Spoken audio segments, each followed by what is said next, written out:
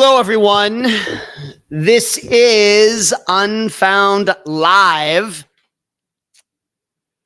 for May 13th of 2024. I hope everybody is doing well. I hope everybody had a great week since last Monday. We've had some beautiful weather here in this part of Florida. And it is officially getting warm. Today was a very, very warm day, at least by my perception, the warmest day we've had in Florida so far in 2024. I don't know what the thermometers say. I don't know what the weather people say, but according to Ed, it was a pretty warm day out there today.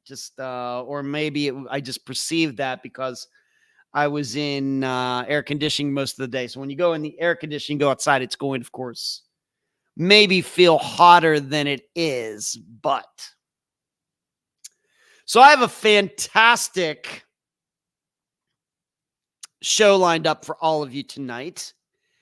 I want to talk about the death of coroner criminal pathologist Cyril Wecht. Know a little bit about him. He is from Western Pennsylvania. He died within the last couple of days.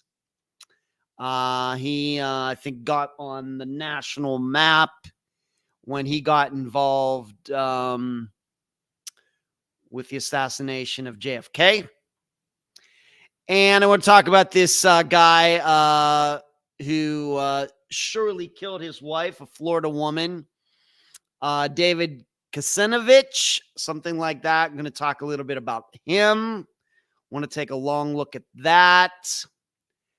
I want to take a look at this story out of San Francisco about how all these people are missing there. Of course, we've covered several disappearances in San Francisco. Want to try to get to the disappearance and then the finding of a young man named Edward Gardner who went missing in Chicago in 2022. And then his remains were found in Chicago just recently. Some of the facts surrounding that. Maybe I'll get into a little more Karen Reed stuff with stuff that's going on in the trial. I have also lined up a story out of the UK. Sounds like they're having missing persons issues over in the UK as far as investigating them, people taking them seriously, just like we do here in the United States. And but I'm going to start off with another story that I don't want to preview yet. When we get to it, we get to it. But that's what I'm going to start off with. That should generate some good discussion in the chat tonight. And of course, before we're all done, I'll talk about this coming Friday's episode, who we will be featuring this Friday.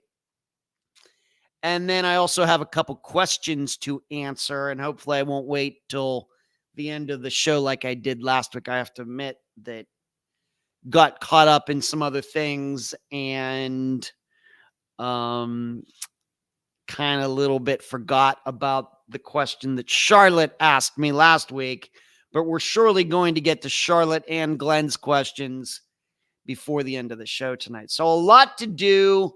Maybe I'll get to all of it. Maybe I won't. It just depends. But as you are watching tonight, please give this video a thumbs up wherever you are watching, whenever you are watching, however you are watching, whyever you are watching or listening. Please give this video a thumbs up. If you are listening to this as a podcast the day after, so May 14th or beyond, if you're listening to this on a particular podcast app, you got to give this podcast a thumbs up. Got to give it a 5-star review if you could. And I'll probably talk about some other things regarding joining and supporting this program as we go throughout, because I have a couple Well, a couple videos that I crafted. I'll get to that in a bit, and then I can talk about that a bit. As far as me, what has went on since we all got together last Monday? My trivia team won again, which was spectacular. We had 6 people there. We needed every point. Needed every point. I think we won with 100. I'm not going to get into how the scoring works and everything, but we had 192 points and we only won by 4 points. So I don't think you exactly need to know the exactly need to know how the scoring is to know that it was close. So we continue to win. That's 2 weeks in a row. And we're Smarty Pants. That's not our name, but our team name is Periodic Table Dancers. But so that's always good. I like to win. So that's 2 weeks in a row. We'll be going through for 3 in a row this coming Wednesday. Also played some not bad disc golf on Saturday. Certainly could have done better. But over there at Picnic Island, kind of came on late, got hot late, which kind of saved the round. So it was good to get out, got up early, started at 7:40 in the morning, got done around 10, came back home, went back to bed.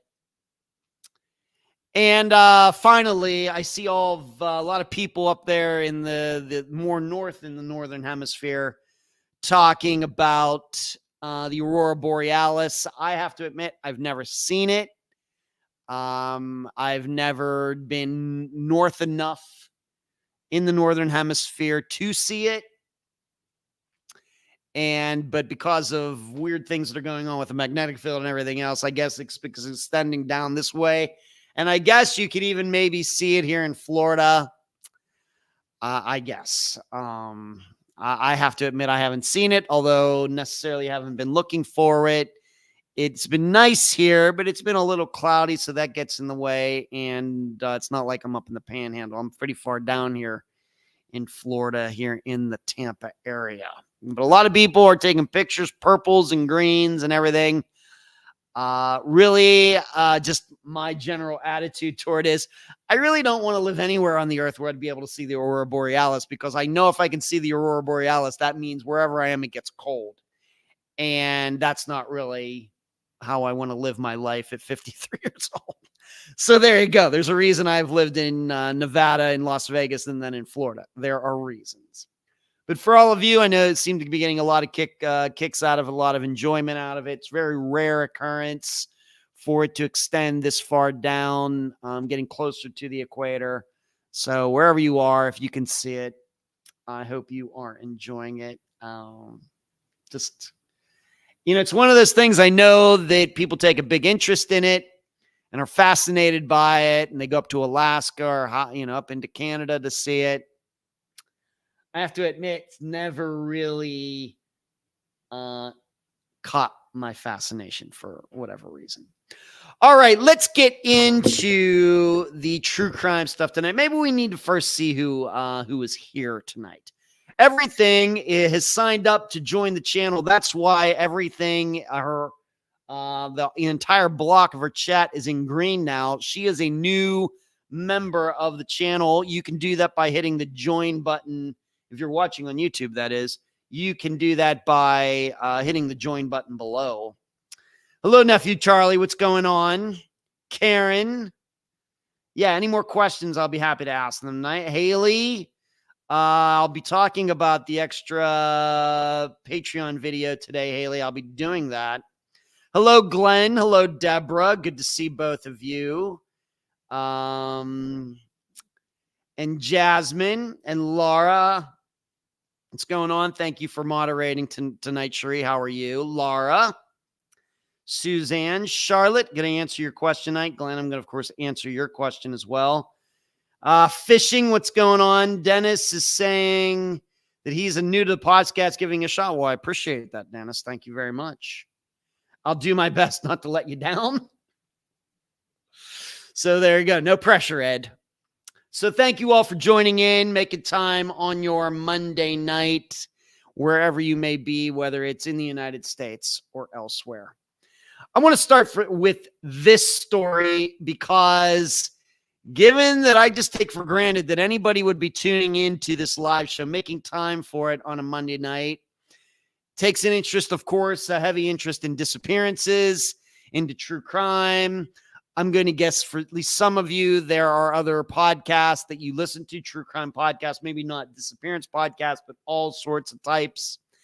And I want to see how you would react to this situation. Now, I have to admit that although this was first, you know how I feel about Reddit. I don't feel very highly about it. But this was a story that got into, we might call, more believable news outlets. And that's why it caught my attention. I did not see this first by finding it on Reddit because I don't go there.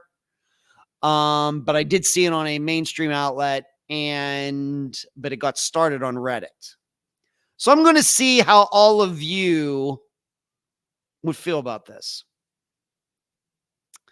A Reddit user whose wife moved out of their house because she discovered a crime took place there before she moved in did nothing wrong by telling her about the house's history, other Reddit users insisted. So what happened was this guy had a house that he bought, and he says that he's 34 years old, and 9 years ago he bought the house as he wanted nothing more than to live on a few acres of land in a quiet house with dogs. He looked for months for a house with no luck. Finally, a real estate person, a realtor, asked me if I would mind buying a house that had a bit of a history. I said it would depend, the guy said. Instead, what he was informed of was that a murder-suicide had occurred in the house a few years later. He didn't exactly jump at it at first, but he continued to look. But he finally decided, you know what? That's a pretty good deal. And for the neighborhood, it was a pretty good deal, much less maybe because of that. And so he ended up getting, it was 4 bedrooms, 2 bathrooms, and it was 3 acres of land. He says he got it for like $100,000 under what the other houses were going for in the area, something like that. And the house got sold. 5 years after purchasing the house, he met a woman that became his fiance, who then became his wife. And she loved the house. She moved into his house. I guess I don't know if she owned one. I don't know. But he didn't tell her that a murder-suicide had occurred in the house many years ago, of course, before he bought it. Well, what happened was his wife was at the grocery store, and she got into a talk with some woman there. And the woman asked where she lived, and Jennifer, the wife, fake name Jennifer, described the location. And this other woman told her, oh, the old Johnson house, terrible what happened there, and explained everything. You know, these nosy neighbors, they just can't stay out of stuff. This new information did not sit well with the guy's wife, who got home in a panic. She told me we lived in the old Johnson house, which confused me as I had never heard the name. Then she told me about the murder-suicide, to which I responded that I knew about it but didn't care. My wife was slack-jawed, and that she said she couldn't live in a place where something so terrible had happened. And he reminded her, but that's what you've been doing for the past year and a half. His wife then dramatically fled the house with a suitcase to stay with her parents, and is now arguing with her husband, the guy who made this post, about selling the house. She is really upset about me not telling her, but as I said before, I legitimately didn't care enough to even remember. So this is when he went on Reddit. He doesn't feel like he did anything wrong, but I guess this guy went to Reddit, of all places, to ask what everybody thinks. And he's asking, should I have said something about this to her before she moved in? So I'm asking you, all of you who are watching and listening tonight, what would you have done? How would you have reacted? Whether you are in the guy's position Or in the woman's position, how would you have acted? So we got quite a few people watching tonight. Thank you all for showing up tonight. I really appreciate it. So we got a lot of people in the audience tonight. How do you feel about this? What would you do? And of course, you're all here. You're all interested in crime. You're interested in disappearances. Of course, we believe a lot of them are crimes. I know you probably take an interest in serial killers. You may be following the Karen Reed trial. You know, you've taken an interest in all of these other things, following true crime, learning about crimes, disappearances as part of your life. How would you handle this situation? Do you think that this guy did something wrong? How would you react? Now, an etiquette and communications expert said that the situation is very complicated, and really there's no right answer to the limits. That's nice. In this case, it's not whether he was right or wrong. It comes down to a personal angst or superstitions, or she likes to be informed, said Rosalinda Randall, a California-based civility and etiquette speaker. Can you actually make money doing that? Randall suggested that perhaps the wife should seek counseling to better cope with her angst at the house, or maybe she could learn details about the incident to put her mind at ease. Perhaps she could consider how happy she's been prior to learning of the incident. Her reaction to the news and sudden move out of the house, however, could be a sign that the relationship might not be as solid as this guy thought it was. Since phone conversations have proven fruitless, the guy could consider meeting her at her parents' house and possibly include her parents in the conversations. Note to parents, mom and dad, either stay out of it or talk to your daughter about how marriage works, this Randall woman said. The guy said should seek to find out whether she's mad because he didn't tell her or because of the actual incident, and aim to figure out how to eliminate lingering bad vibes at the house.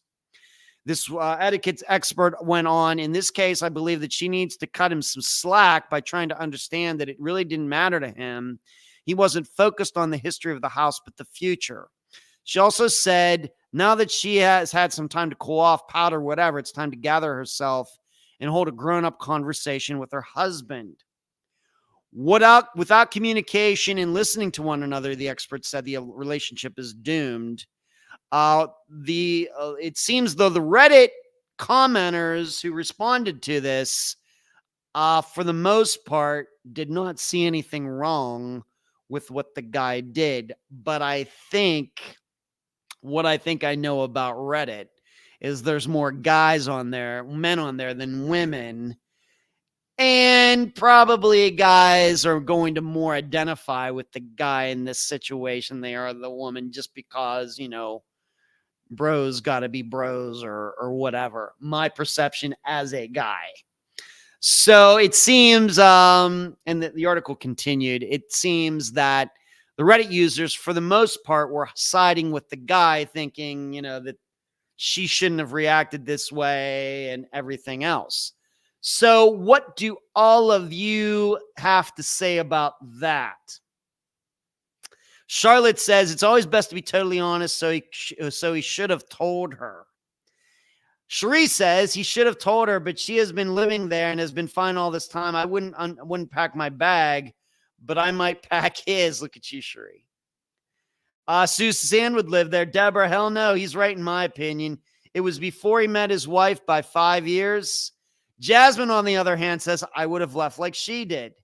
Nephew Charlie says she should get over it. Carol, if I were the wife, I would be a little creeped out, but I wouldn't pack up and leave. Charlotte, I'm not sure, but I might stay there after knowing. Hazel, hi, I'm sorry I'm late. We're going through this question, Hazel, about would you leave a house if you found out that your husband, boyfriend, or we can mix homosexual relationships in here too. If you found out your significant other didn't tell you that the house that you're living in had a murder-suicide occur in it before that person bought it, how would you react to it? Cherie says it probably was the last thing in his mind. I got to agree with you, Cherie. I have to agree with you. Now, if she left, I would still stay. That Dennis is saying, well, she can leave, but I'm staying in the house. Gotcha, Dennis. That's a good point. Now, I will tell you what is interesting about this, and I think that I've brought this up on the live show before. I wasn't personally in this situation. But 20 years ago, I was part of an independent film group in Las Vegas. And we would have meetings, and we would usually kind of move the meetings around once in a while. And sometimes when we were doing these little short films that we would do, we would use our own apartments and everything else. And we were over at this guy, and I can use his first name. It's not that unique. His name was Eric. And we were over at his apartment. And I don't know if it was necessarily I who noticed this, but somebody noticed that when you went into the bathroom, I think there were probably 2 bathrooms, but the main bathroom, that there was something weird about it. There were mirrors. I know this sounds kind of kinky. Forgive me. But there were mirrors in the shower. And even as a guy who now lives in a condo that has a lot of mirrors in it, because I think the reason they do that is to make the places look bigger, like for photos and everything. They do that to make the places look bigger than they are. I mean, seriously, if you were to come to my place and see the amount of mirrors in this place, you'd kind of think this was a strip club or something, just to be honest. But there were mirrors in the shower. Well, that's odd. And Eric ended up telling us that the reason that those mirrors were in the shower is because the person, I guess, right before he had the apartment had been a Las Vegas Metro cop who had blown his brains out in the shower. And because I don't know if they were cheap or whatever else, but to cover it up, instead of like taking the towel or whatever would have been in the inside of that shower or whatever, they ended up just getting some mirrors and tacking those things up in the shower. That was the story that Eric told us. And I think at the time he was even able to find online 20 years ago the story. I forget it now. I'd have to go back and look at newspapers.com or something. But the story about this cop who had shot himself at home. That was the apartment. And Eric was never one to tell fanciful stories or exaggerate or anything else. But he didn't mind living there. And I have to admit, I mean, it's an independent film group, so probably kind of get the general idea. The independent filmmakers, of course, might be kind of into that stuff. But none of us were necessarily creeped out about it. And we actually thought it was fairly interesting, although it's very sad about what happened. So for none of us were turned off about it. It didn't freak any of us out. It didn't stop him. It seems to me, I guess, that when he was renting the place that they had told him, well, you know what, here's what happened in this place. And it didn't bother him. Of course, there's apartments for rent all over Las Vegas back then and today, and it didn't seem to bother him. So there you go. Now, I don't remember if Eric had anybody in his life at that time, or, was he living by himself? Did he have a roommate? Did he have a girlfriend? I really don't remember any of that. But, if he did meet somebody and she moved in with him, did he tell her? I have no idea. But this story kind of rang in my head once again, because of my prior experience. Like I said, it has to be 20 years ago. And then also because this is what we do here. Of course, Unfound is in the true crime genre of podcasting, of our culture, of pop culture. And what better group to ask than all of you on a Monday night? Maybe some of you have even seen this story. Maybe I didn't really surprise you with this story. But I wanted to see what all of you had to say about this. And so once again, if you have an opinion on it, please give your opinion now. Hazel, I would want to know, wouldn't move, Hazel says she wouldn't move out over that though. Stephanie, I think I'd have trouble sleeping if I found that out. What's going on, Jill? Dennis, at my age, the last thing I want to see is a mirror. That's funny, Dennis. Look at you. And Charlotte is saying hi to Jill. You know, I'm no relationship expert. There's a reason that I am, single at 53. I've had a lot of great girlfriends. I have a lot of great things to say about my ex-girlfriends, and I'm friends with most of them and everything. But on the other hand, I've never owned a house. I've rented my whole life. And so I can't really put myself in this position, but I do think I'm pretty sure, pretty sure that if I had bought a house and I knew that it had a history, maybe we even might think about like, what was that house? Wouldn't bother me. I'd tell everyone too.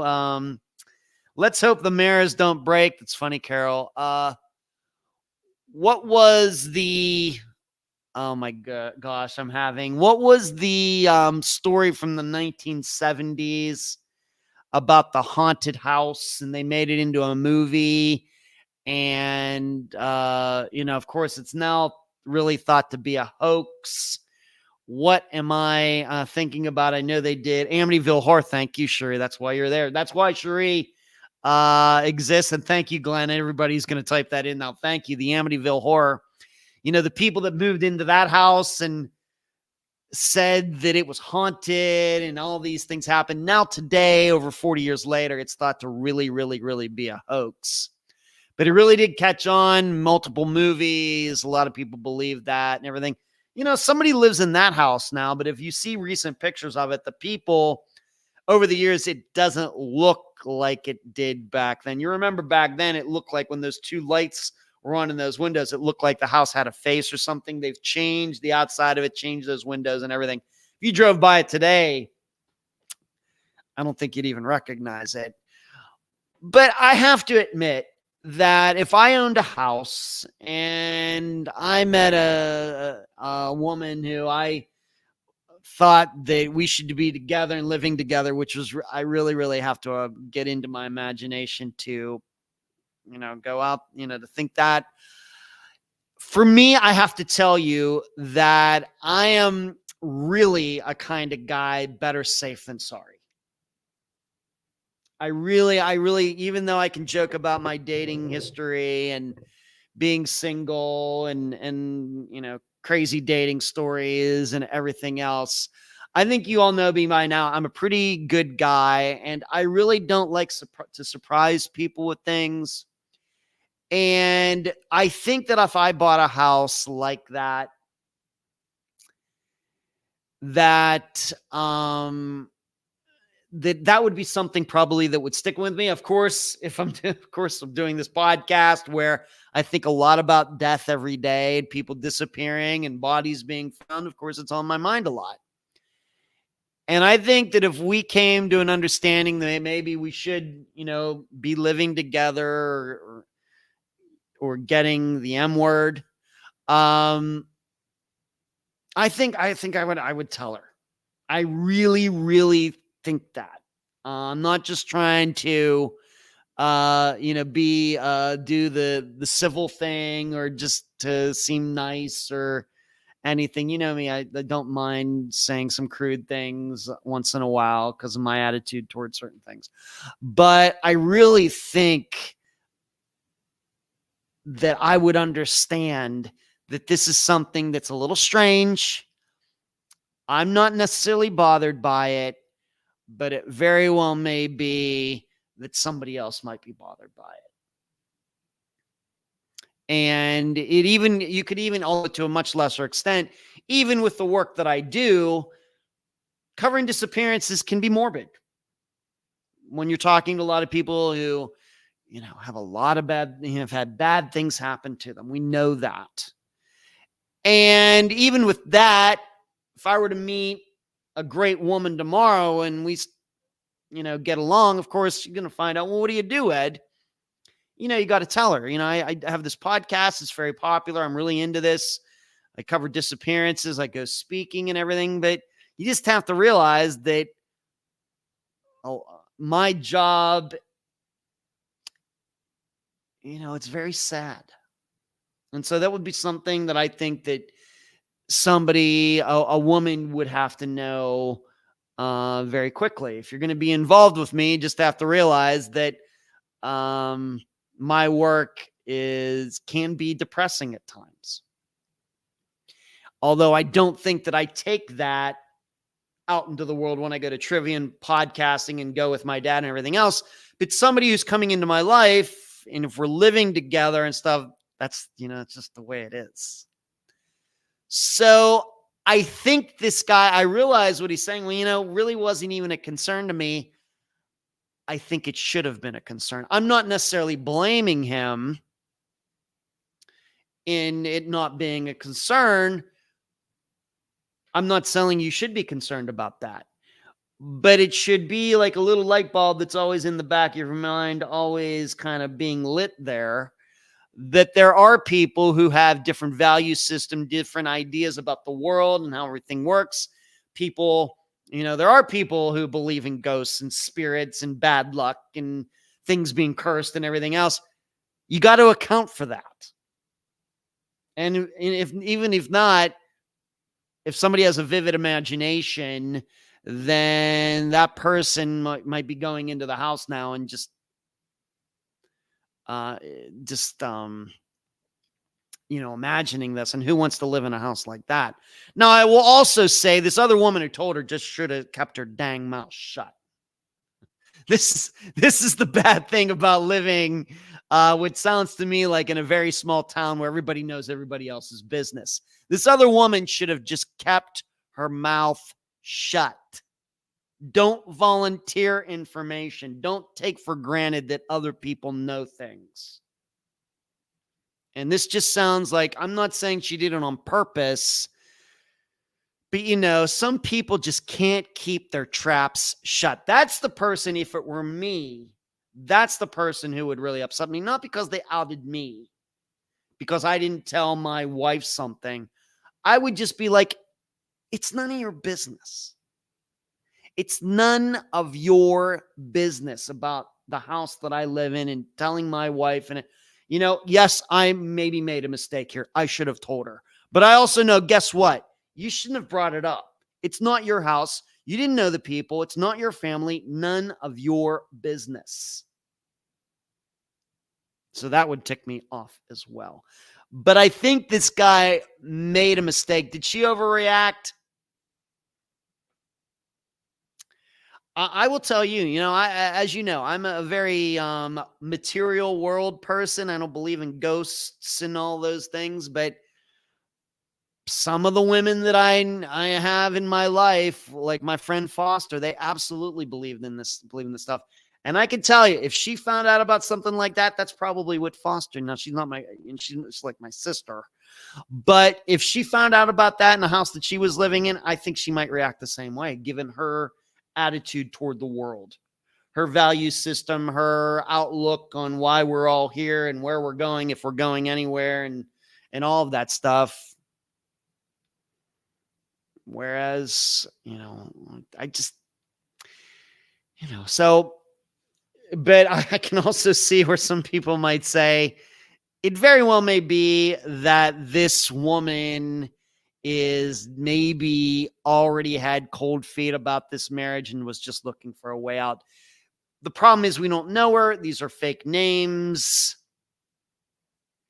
She could just be a drama queen and everything else. We really don't know. But I could be convinced that maybe she stormed out just because she was looking for an out. The marriage's not going well, at least from her point of view, and she saw a way out and took it. Would really, really, really have to know a lot more about, we'd have to know exactly who these people are to be able to tell. But I gotta say, I think he should have told her. Pretty sure, even though I am surely not a relationship expert. So Amityville Horror, yes, thank you for that. Charlotte said there was a house that a realtor sold to a woman and didn't tell her that there had been a serial killer that lived in the house and he committed murders in the basement. The woman sued the realtor. That's an interesting story, Charlotte. Kind of similar. Well, I tell you what, if a serial killer lived there, then you have to start worrying about, crime tourists coming by, taking pictures, going onto your lawn and everything. I wouldn't want to buy it. I wouldn't want to have anything to do with that house. If it was something like this, murder, suicide, just two people for whatever reason, whatever happened in this house, a domestic violence situation or, something, that's different. But if it was an actual serial killer's house and people knew about it and would be able to find the address where this person lived, I don't think I would want to deal with that. Didn't tell her. Yeah, I think that's wrong. I think she does have a right to sue because you don't know. People are going to start showing up. That's a deal breaker, Hazel's saying. Shree, maybe one day I'll be on the periodic table trivia team. You're going to move to Florida, Shree. That would be cool. Should be around all the time, Ed. You're a good man, Ed, and smart. Thank you, Rebecca.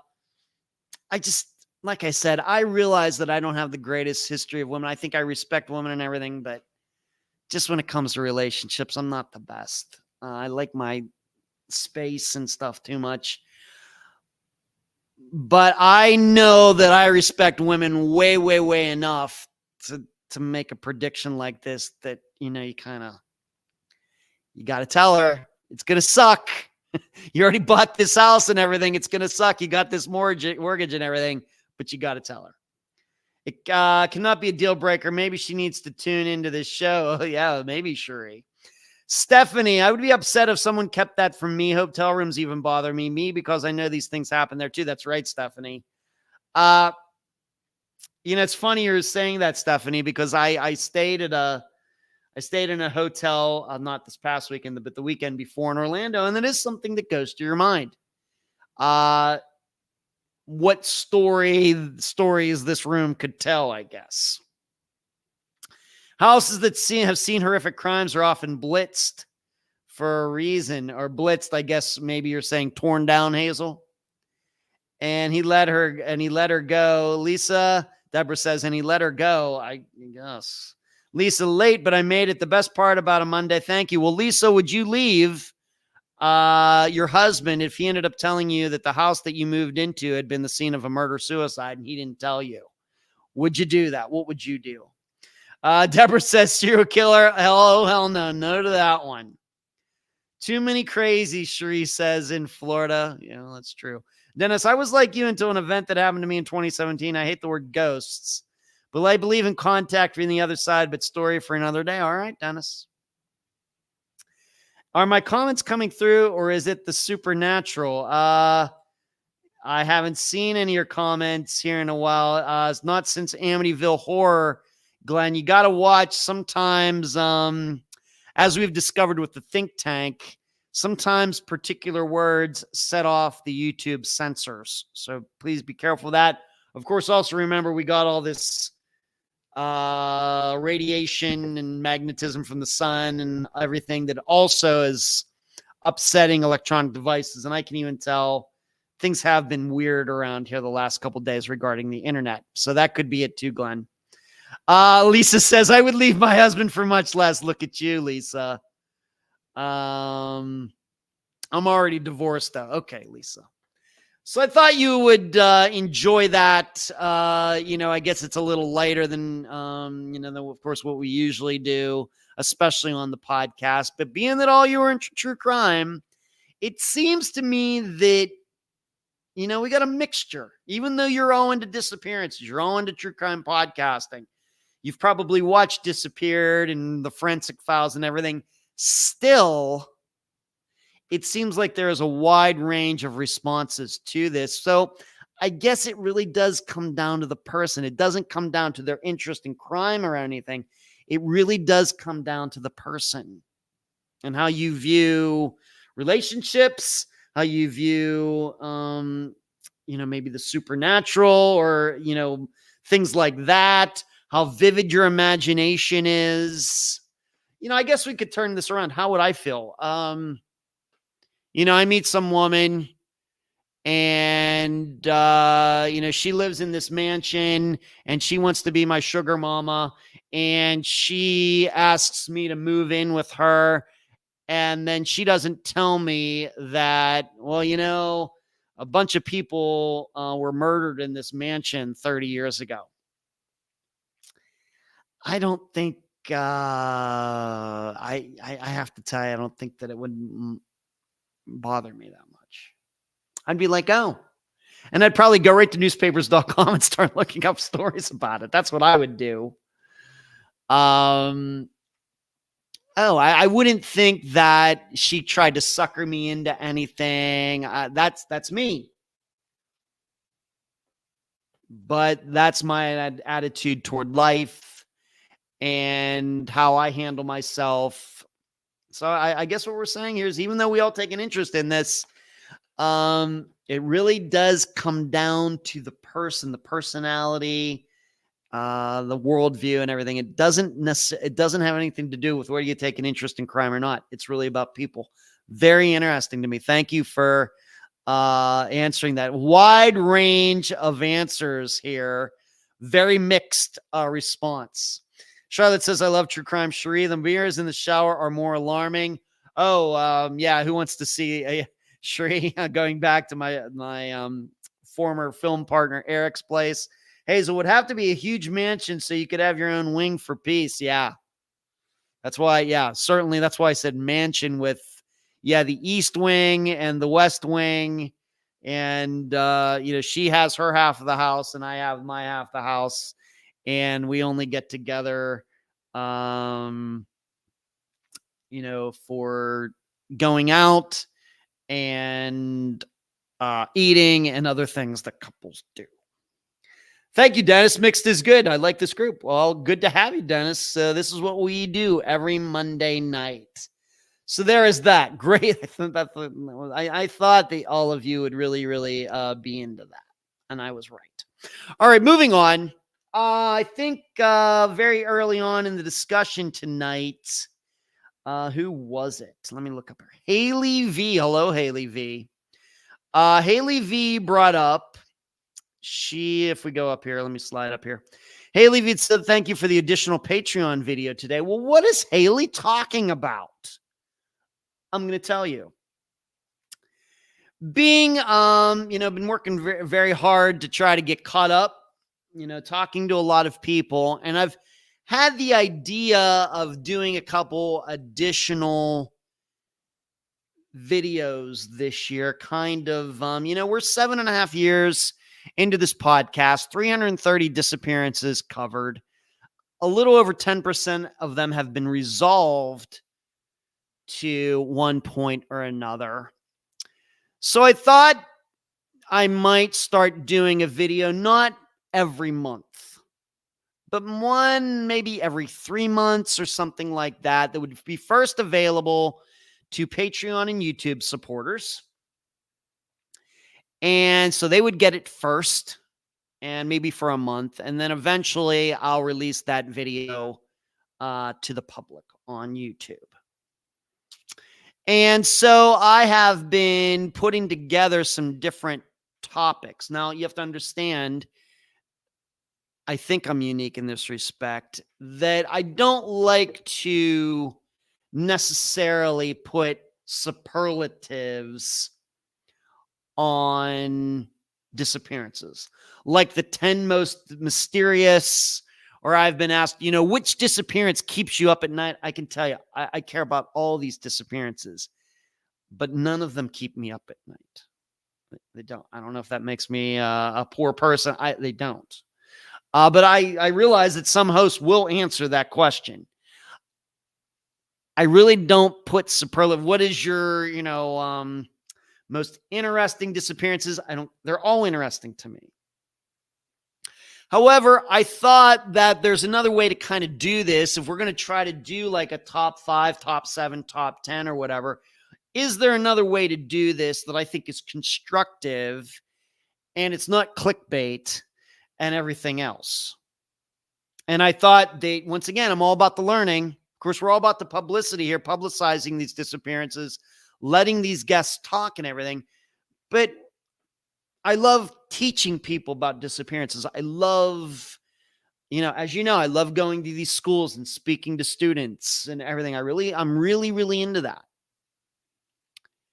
And even like just within the last month, talking to students about podcasting, I really love that stuff. And it shouldn't be any surprise because my brothers and my sister, although I didn't know it at the time, all got education degrees from the college. They all went to the same college. They all got education degrees. Now, my dad was a teacher for 35 years. I saw it up front, up close and personal, him being a teacher for 30 some years. And I'm like, I don't want to do that. But still, I do have a large part of me that if I learn something, I like to pass it along to others. And so I've been thinking about this. Is there a way to kind of do that with Unfound's disappearances that is constructive, enjoyable, informative, all of that put together? So I finally put together the first video like this today. And it is now available for Patreon subscribers at the $5 a month level and above. And it is also available to everybody who has joined the YouTube channel. You can't just be a subscriber. You actually have to hit the join button below if you're watching on YouTube to have access to this. And to give you an example, that's what, if you go right up to the top of the chat, you can see everything 2023 in green. And you can see these other people with green in their name, like Glenn and Deborah and Laura. These are all people, they're in green because they are supporters of the YouTube channel by hitting the join button below. So right now, people with the Patreon level, $5 a month and above,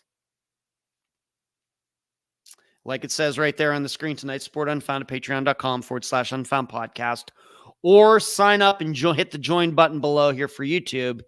Here is the video, the first video that I've done in this vein. And that is the top 10 unfound disappearances that were the hardest so far to this point, that were the hardest for me to analyze. Now, I do a blog at patreon.com/Unfound podcast. You only have to subscribe for $2 a month to read that blog. So it's 50 cents a week. What's that break down to? What is that? A little over 3 cents a day? Or no, that has to be more than that. 6 cents a day or something like that. However, it adds up. But in there, I do my analysis. So what I did was I went back through all 300 some disappearances. These are just the unsolved ones now. And I picked out the top 10 that are unsolved still, that have been the hardest for me to analyze. And what I mean by that is by listening to the guest, by taking all my notes and looking at it and comparing and contrasting with a lot of other disappearances, these are the ones that have been the toughest because maybe facts conflict, or we don't have a lot of information, or it seems like anything is possible. These are the top 10. And so I did that video today. I did the audio, and then I put, since it's the top 10, I got the pictures of those 10 people, and I do from 10 to 1. So it's just not in a random order. I start with 10, and I go the whole way down to number 1. So that would be the number 1 hardest disappearance to analyze that Unfound has covered yet that is still unsolved. And the video goes, you know me, I'm a little, loquacious. It goes for about an hour. And I give each of those disappearances, I guess about about 7 minutes each, something like that. So it kind of works out to about an hour, a little over an hour. So maybe 6 minutes each. I talk about each of those for about 6 minutes each. I don't go in deep into the facts, but just why I, as the person who has become the analyst, who does this professionally, everything, why I have found those disappearances to be so tough.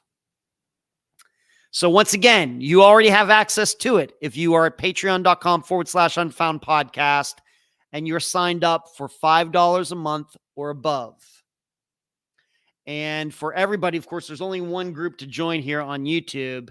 If you've joined that group, then you will find it in the community section for that group. I posted the link to it today.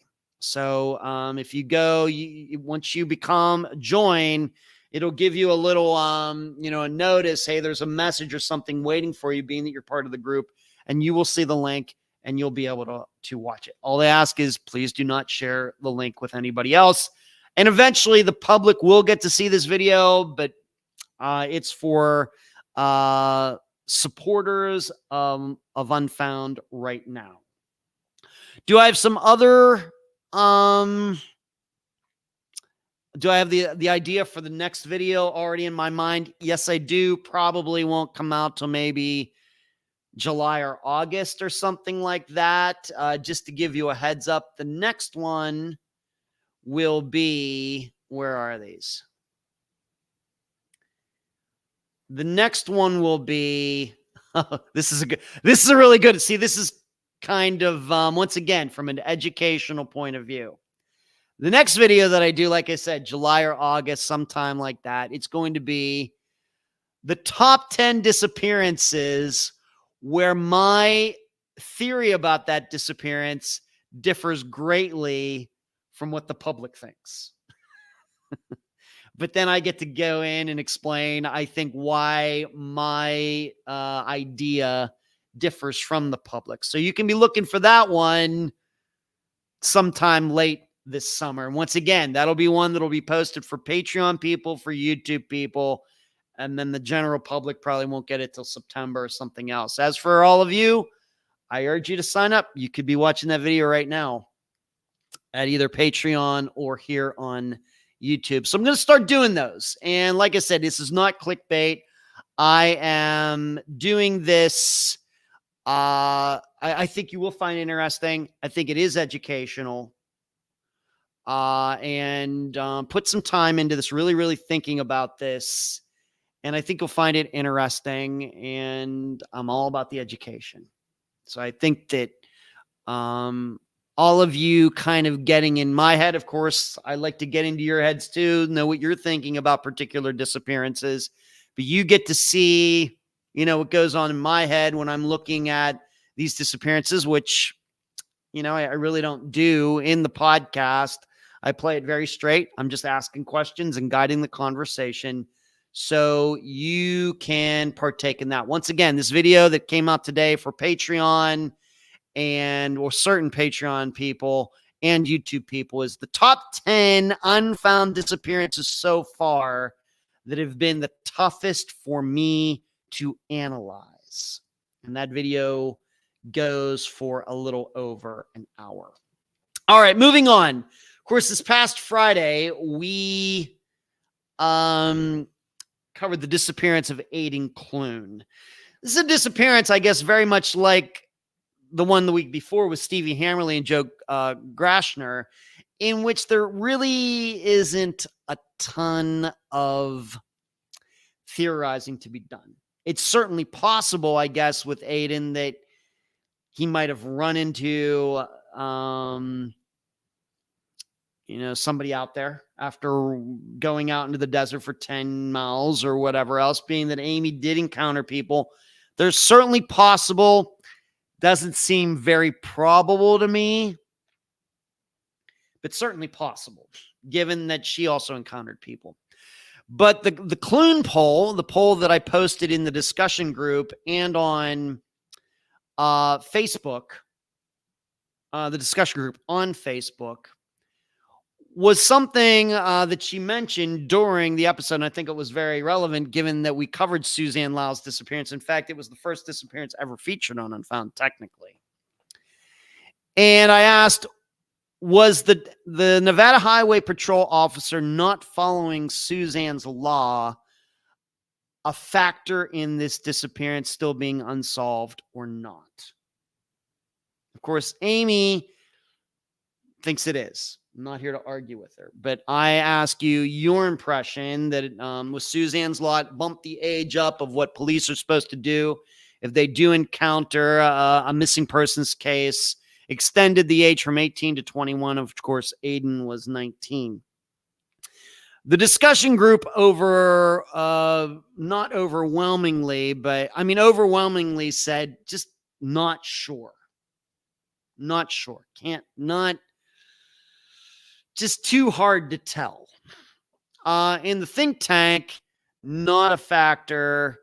And I have to admit that I even though I believe in the law, you know that Mary Lau, who got the law passed, is one of my favorite people that I've met, or I haven't met her in person yet, but I've gotten to know since I started Unfound. She was one of the first people I ever interviewed.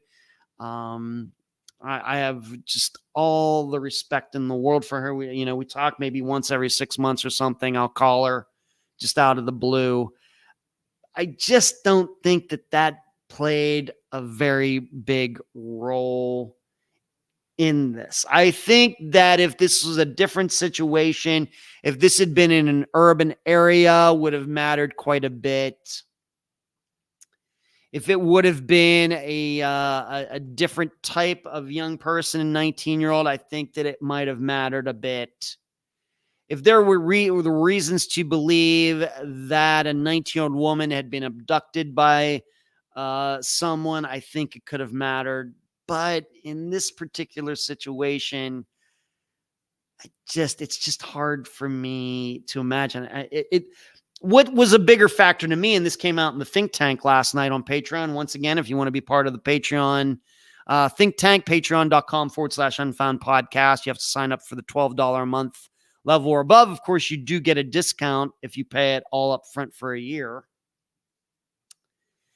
But what was a bigger factor, I think we decided last night during the think tank, is that it's not so much that he should have been following the law, but that he should have opened his eyes a little bit more. In that, of course, we heard about those footprints in the sand, and obviously those footprints led away from the truck. If the trooper had just maybe gone 20, 30 feet away from the road, I think he would have seen these footprints and, noted to himself, something's going on here. Looks like this truck hasn't been here very long, and these footprints look pretty fresh, and it looks like somebody's walking off into the desert, and that doesn't sound like a very good idea. To me, that not seeing that or seeing it and not taking it seriously was a much bigger deal than the law not being found. Not being observed. The law not being observed. Now, what I would also say, this came up in the discussion last night, is this is a topic that came up in the think tank. And you know how I hate doing this. Trying to get into the minds of missing people. Why did that person do that? Why did he do that? Why did she do that? Even if, they're on drugs or they're delusional, paranoid, schizophrenic, bipolar, or just plain ticked off or whatever else. We just know we have enough facts after 330 disappearances to know that missing people do a lot of weird stuff. As I continue to say, I never would have thought when I started this podcast in 2016 that it would be a thing that people actually call for rides. And when those rides show up 20 minutes later, the missing people who called aren't there. That would have never occurred to me that that's something. But it's not only something, we've had it happen. We have 4 disappearances like that. Crystal Morrison, Shane Feld, Deborah Bowman, and Kevin Newen. 4. All different types of situations, all different types of individuals. We have 4 like that. Now, granted, out 4 out of 30 is not very many, but we have to realize how odd that is. People call for rides, and 15 minutes later, when the rides get there, they're not there and they're never seen again for decades. Remember, Deborah Bowman's been missing, I think, for 30 years or something. It's bizarre. So, in talking about this last night, one of the problems I have, I think we all have, I think police have, everybody has, is that we don't understand totally what is in these people's minds when this kind of stuff is going on. Now, of course, for the ones that we think are foul play, then we don't have to think about that. But for these others where probably there wasn't foul play and these people disappeared all on their own, what exactly was going on? And so for like Aiden's, when he was walking off into those mountains, and he was obviously alone because there were no other footprints there or shoe prints there, was he thinking about committing suicide? Did he know what he was doing? Did he know that he was out in the desert, or was he visualizing, was he hallucinating and thinking he was walking along the beach in the Caribbean or something? Did he realize that walking that far out into the desert was dangerous? Did he realize finally that, you know what, he might have been delusional and maybe paranoid, schizophrenic about, you know, how he treated his grandfather the day before and everything? But did he get to a point where he realized, you know, I'm looking behind me. I'm up here on this ridge and I can look for miles down into this valley and man, there's nobody following me. Do these types of things occur to these people? I don't know. Now, I know that there are psychologists out there who treat paranoid schizophrenics, and there's medicine and bipolar disorder only. And it's, you know, these people stay on their medications. They can manage their own lives, and I think that's fantastic. But what about these situations? What about the people who's not sitting in some doctor's office and talking to a therapist? What about these people who are out on the roads right now of the United States and elsewhere who are paranoid schizophrenics driving around thinking people are after them? And then stop their cars and walk off into the desert. Are they suicidal? Are they delusional? Did Aiden totally realize that he was out in the middle of nowhere in Nevada? Did he hallucinate that there was actually a city out in front of him that he was walking to? These are things that we just don't know. We could even go, if we even want to bring this to maybe a similar situation, and it's a disappearance, I think, although I'm not going to name the name yet, disappearance that we've kind of talked about are guys that end up in bodies of water after they go out drinking or something by themselves. I know that I've said, well, you know, the reason that happens is because drunk people can't swim. I stand by that. And I certainly don't believe in the smiley face killer hoax. I think that's just been something that people cooked up to get attention for themselves. But what is it about bodies of water that draw these people to them? I don't know. And I realize they're drunk, but that doesn't mean they're suicidal. I think drunk people, of course, you're really, really, you know, blitzed. I suppose you don't really know what you're doing at all and you black out. I'm not a drinker, but I know. Do you not understand that you're drunk and you can't swim? It's just, these are things that we still have no answers for them.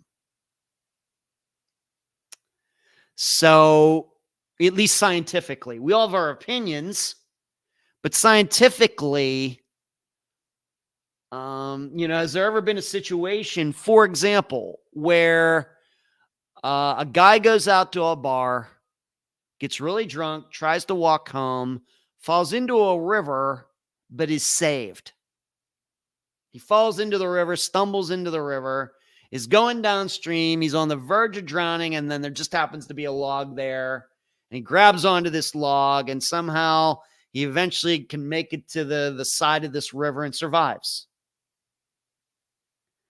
Do we have any situations like that where that has happened? And so then that person can actually go back through, well, here's what was going through my mind when I did this. I just don't know if we have any stories like that. But we know that people are getting drunk and walking all the time. Maybe because none of these people survive. Maybe that's the reason. I don't know. But we just don't really understand these situations, in my opinion. And I think it would help if we did. I don't know how you go about scientifically analyzing this. I don't know. But there are so many disappearances that happen like this that you would think that somebody going for their doctorate would do a dissertation, would do a study or something on this. You'd think. What is everybody saying here? Thank you. Hello, hey, Taylor. Hello to you. Good to see you. I'm doing great. Doing a fantastic show tonight. Deborah says the Memphis 3 keeps me up sometimes. Okay, Deborah. Especially around the time it took place, May 5th. Of course, it's just recently. Okay, Taylor. Okay, you're always welcome to my channel as a guest anytime people want to learn stuff. Well, I appreciate that. Thank you. Thank you. I appreciate it. Dennis, thank you for becoming a member of the YouTube channel. You're going to get to see some things that other people don't, including the newest video. So you're very generous, Dennis. I hope you enjoy it. Thank you. You'll get the Friday episodes early and some other things as well. So interesting, Ed. Yeah, sounds very interesting. I can listen while chasing the rascal puppy around. Yeah, Hazel got in. Hazel sent me pictures of her puppy. And this puppy's so small, but its ears are like crazy big and they're beautiful. Hazel. Oh, I definitely think if the officer had put work into looking for Aiden right away, the result could have been very different. All right, Hazel. Stephanie, when I hear those types of stories, I'm reminded how often I've been approached by weird strangers while waiting on a ride, a bus, etc. Okay, Stephanie. Cherie, I think Aiden decided I'm going to walk until I can't. All right. So the paranoia totally driving him, not having necessarily a suicidal thought, but that's what led him into maybe possibly a death situation. Charlotte says, I think Aiden just wanted to get away from people and have some peace. Dennis, bodies of water are seen as peaceful. They can be. And Dennis, we've also at times talked about, is it because these people feel hot? The drinking kind of raises their body temperature, at least the felt body temperature. I don't know if it scientifically, if you put a thermometer in them, I don't know if they're up to 99.5 or something or not, but it could be that. Of course, there is the thinking out there. There is a body of work regarding stress and everything, of jumping into an ice bath or something like that to reduce stress. Could it be that? Maybe. Rockford is in the chat, everybody. There's also the idea of going too far and getting stuck, which is probably what happened to the folks like Matrice Richardson, Brandon Swanson, Jason Landry. Could be. Just like we talked about last night, Rockford. Going too far and not having enough energy or water to get back. The falling into water does make sense to me. I think it's guys who are relieving themselves and they slip. Why don't we hear about the close calls? I'm sure I have. It's just that it gets laughed off. It very well may be. It's just, it'd be nice if we could analyze a few of those. So that's Aiden Cloon. Hope to be able to keep in contact with his mother, Amy. We have to remember this is a very new disappearance. It's only over 2 years old only. To remind everybody, the average age of a disappearance we feature on Unfound is about 22 years old. So hopefully it doesn't take 20 more years to find Aiden, whether he is alive or deceased. But I can surely expect that his mother and others will continue to go out there and search. And I posted those maps so all of you could see the different locations that were mentioned. Because describing locations and directions and everything on an audio, on a podcast, kind of difficult, although we tried our best. I think the power of water is underestimated sometimes. Could be people are attracted to water. I mean, where do I live? But a lot of people find the sound of water, like fountains or trickling water, to be very soothing. Many people have these just tiny little fountains or little waterfalls or whatever in their homes. My dad has 2 of them, but he doesn't keep water in them, so they just sit there. So that could be it. People like the sound of water. People like to look at water. Yeah. So that certainly could be it. Certainly. All right, let's get into some of these news stories. I'll just start with the first one that's on my list. Cyril Wecht. He is a coroner. He was kind of a politician. I grew up knowing him because he's from Western Pennsylvania, Allegheny County, which is the county where Pittsburgh is in Pennsylvania, down there in the southwest corner. But his claim to fame, I think, really put him on the map is the early 70s when he wanted to take a look at the JFK assassination. He got the paperwork, and he said there were a lot of pictures and things that were missing. And he has involved himself in, he's come back to that. Seems to be his a cottage industry for him. The JFK assassination, I think he is one of these people who believes there was more than one shooter. I am not one of those people. I believe that Lee Harvey Oswald acted alone. In fact, I even think more of that now that I am a gun owner and have shot rifles and things. But Cyril Wecht has to be one of the most well-known coroners and criminal pathologists in U.S. history, maybe along with Henry Lee. Of course, he got a lot of attention during the O.J. trial in the 1990s. But I have to tell you, if you don't know this, there were a lot of charges brought against Cyril Wecht in Pennsylvania, Western Pennsylvania. Most of it didn't stick. For example, while he was coroner, he was using the county's own computers and equipment to do private work, things like that, which, of course, you're not supposed to be doing. A lot of that stuff hasn't stuck. And he certainly is an icon in Western Pennsylvania, but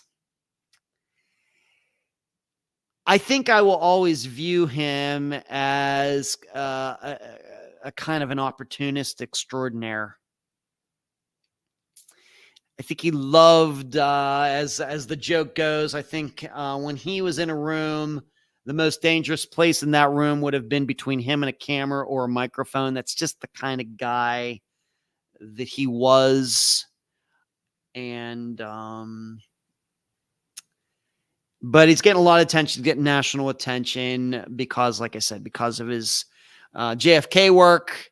And he even got some attention the last few years. You might remember it. I don't have the name of the young man in my notes, but 5 years ago, 7 years ago, 8 years ago, there was a guy who was out with his friends, very much like what we were just talking about people going to bars and getting drunk and then trying to walk home. This kid was in downtown Pittsburgh at a bar with some friends, and then he decided to walk home by himself. And that Pittsburgh has a lot of bridges, and he was going to have to walk over one of these bridges over one of the rivers in Pittsburgh to get home. And he didn't make it home. And eventually his body was found in the river downstream. And there was a video of him walking, I'm not going into the river or anything, but video of him walking toward that bridge by himself. And there's no allegations that anybody was following him, any cars following him, him having any problems on anybody. But there he was. He ended up dying. His body was taken out of the river. And Cyril Wecht got involved in this. And so he's, of course, I think Cyril Wecht was like 93 when he died in Alaska. So he's in his late 80s. And he got involved in this. And he came to the conclusion that, yes, that there was foul play, that, this kid got pushed into the water or got held underwater or something like that. And of course, as you'd probably predict, I don't think that's what happened at all. Why? Because of all these examples we have from disappearances where this exact thing happens and it's not foul play. And there were allegedly bruises on this kid's body, but the kid, the young man had been in the water for a while, and who knows what, the bouncing off things. If he was going down, he's already dead. We know then that the body becomes very sensitive to hitting anything. You can bruise very easily. Could have been on the bottom, hitting against rocks or whatever else. And they made this out to be that he got beaten up and everything else. So that was the way, as best I can remember, that was the last time I think that Cyril Wecht was really in the news for anything regarding disappearance or crime and anything else in Western Pennsylvania. But as a kid myself from Western Pennsylvania, I have to tell you that I never really, he's certainly a Pittsburgh icon, but never really thought that much of him. And I even think less of him now that I do this, because he just is kind of like the Kardashian of criminal pathologists in the United States. So, I'm guessing many of you have probably heard of him, but maybe you don't know everything about him. And you may even agree with some of the conclusions he came to regarding JFK. But he's certainly not a guy that you would defend or respect, and you wouldn't want any of your kids, I think, to grow up like him, because he was just a publicity hound extraordinaire. Charlotte, are you familiar on the case of the young man who went out and was walking home from some people's house and he disappeared about Bastrop? I guess you're asking Sheree about that. There you go. Sheree, maybe you want to take that on. All right, moving on. Get to talk about, it didn't happen here in Florida, but the victim,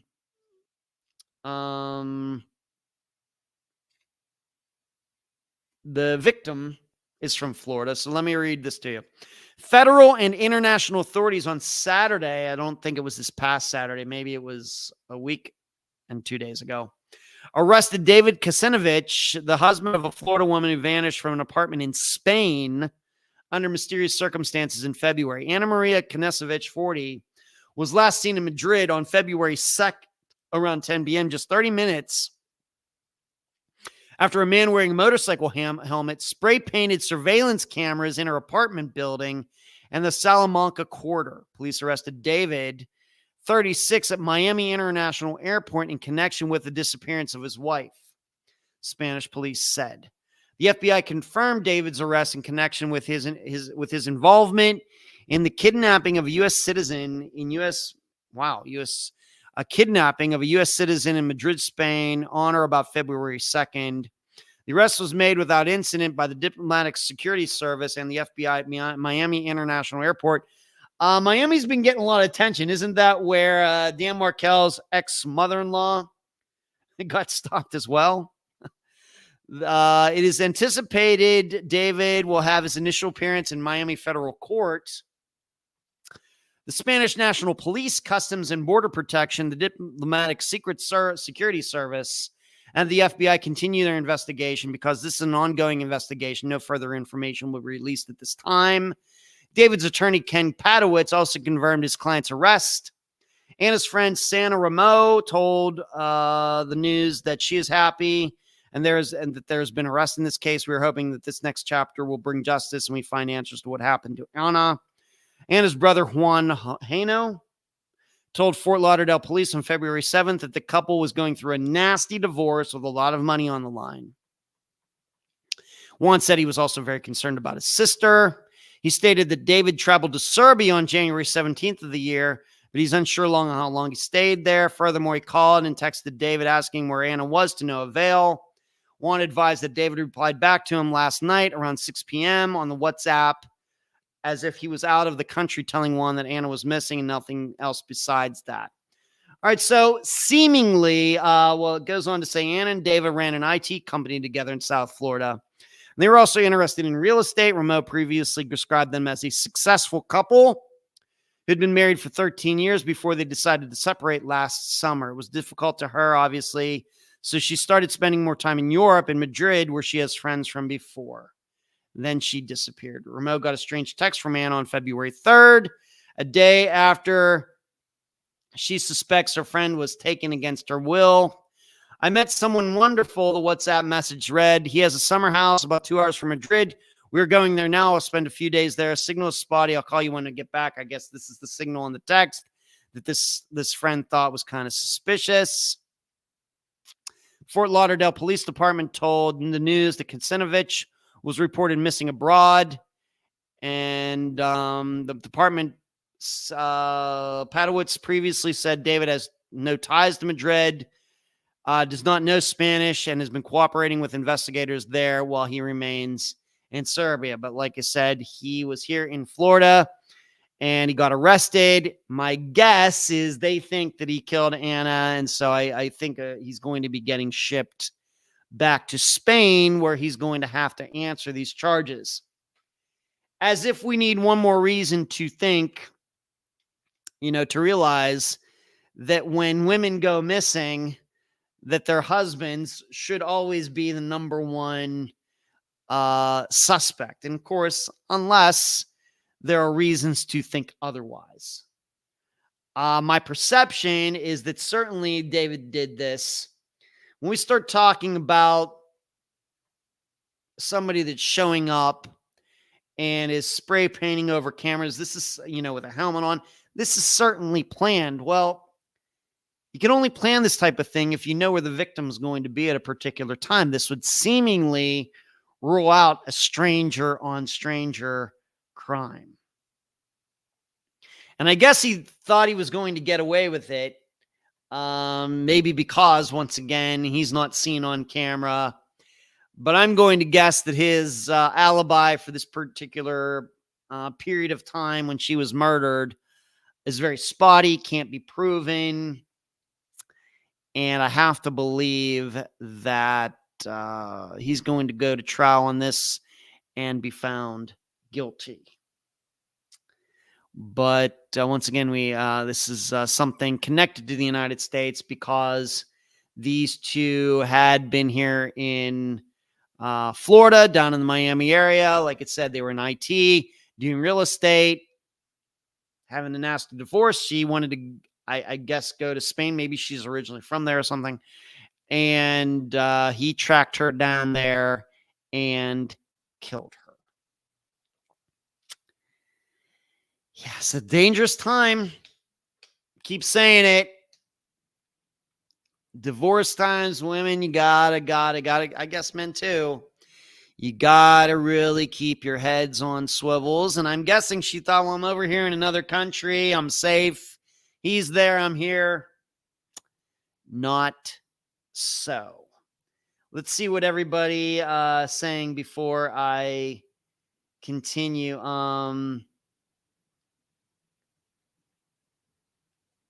Shri, he disappeared around Bastrop. Yes, I believe Ed talked to his mom. I have to admit, the name Bastrop is not ringing a bell, Shri. They found his skull on a sandbar in a river. No. Jonathan Hamilton, did I speak? Name does not sound familiar, Shuri. Maybe I did, but I don't think, I keep a list, even if people don't make it on the podcast. I keep a list of everybody I've spoken to. And I don't think, let me see here. I don't know. I don't have any Hamiltons on this list, so I don't think I did Cherie. Rockford, I don't think it's so much about drunk guys stumbling off of bridges because they're so wasted. I think they're doing things like stopping to sit on a ledge, walking on the outside of guardrails. Okay, so maybe Rockford is kind of visualizing how that guy gets killed in Saturday Night Fever, something like that. Charlotte, I've always been very interested in that case because of the circumstances. All right, Jonathan Hamilton. I haven't seen any updates regarding Jonathan Hamilton. The drunk mind finds the walk boring and monotonous and innocently seeks a diversion. It might be walking on rocks or looking at one's phone or checking something that one normally wouldn't notice. All right, so Rockford's kind of going through his thinking on this. Yeah. And then Hazel says regarding Anna, who got murdered, she would have definitely felt safe all the way over in Spain. Yeah. This guy had it all planned out, though, Hazel. As he said, bitter divorce, and it's amazing the lengths that people, I guess, will go to kill someone if they're really, really torqued off about what's going on. And of course, we've covered disappearances that are happening like that under the same roof, that I'm inclined to usually believe that these are domestic violence situations that go that one step further, although that is certainly not what happened here. This was certainly planned out, that this guy, if we're to believe he killed her, that this was all planned out. This wasn't an accident. Of course not.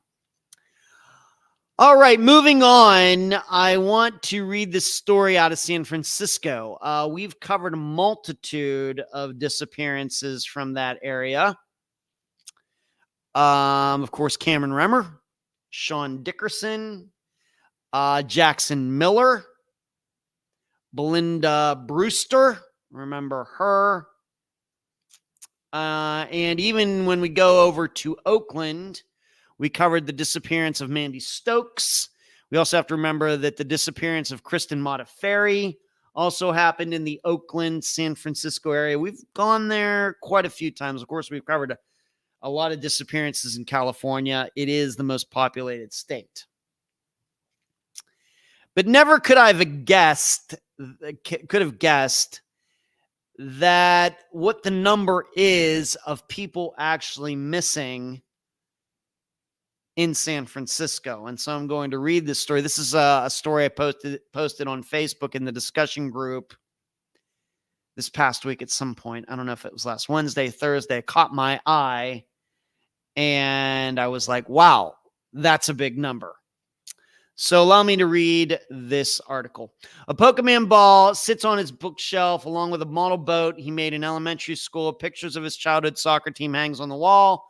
The colorful sheets on his bunk bed are slightly unmade. Over a decade after his disappearance, Sean Seedy's room in his parents' Burnell Heights home remains almost exactly how he left it. Now, you should know, I've tried. I don't know how these. Of course, if you're local, I guess it's easier.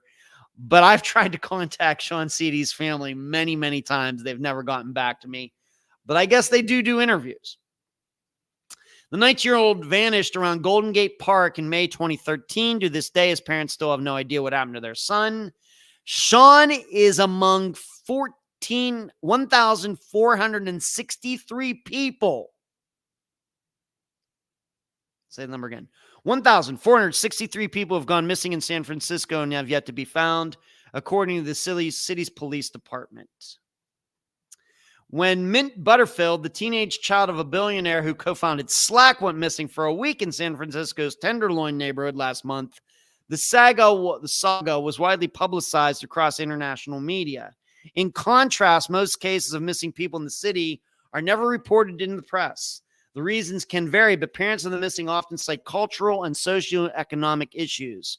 We're not wealthy, said Ed Ryan, whose son Eamon Ryan disappeared in San Francisco in 2020, so it's not news. The San Francisco Police Department says it's actively investigating cases on its missing persons list. No, they're not. which numbers over 1,400 people. But families who have long missing loved ones say they've seen little evidence of that ongoing detective work. Several told The Standard they haven't received as much as a phone call from the police department in over a decade. They never call you, never, said Lin Ching, Sean Seady's mom. You have to make it happen yourself. Now, if you want to remind some of you of this, it was actually Sean Seady's mom who actually went after and got a petition started regarding one of the detectives that worked on her son's disappearance, saying this woman, happened to be a female, was incompetent. Coincidentally, I guess, this same female detective was also responsible for the disappearance of Cameron Remmer. So you have that to think about. But I have to tell you, I could have never guessed it was over 1,400 people missing in that city. And right now, there are roughly 1,900 homeless people living in that city, and not here to get into all of that. But if you want to contrast, I'm going to go down here. Well, that's a lot. Just to give you a contrast. Of course, San Francisco is a large city, but it's not one of the largest in the United States. Of course, LA dwarfs it. But San Francisco has over 1,400 unsolved missing persons cases, whereas LA, which is many times bigger than San Francisco, it's still a crazy number, only has about 500.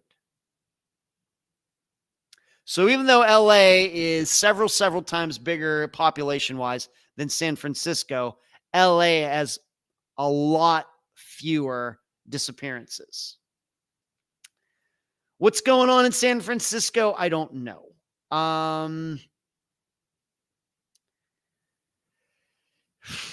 Is the San Francisco Police Department worse than any other? Do they not take them more seriously?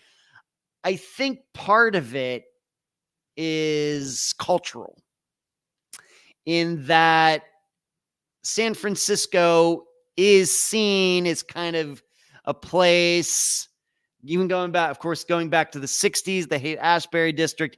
You go there to do stuff and maybe disappear and be very artsy and get off the grid.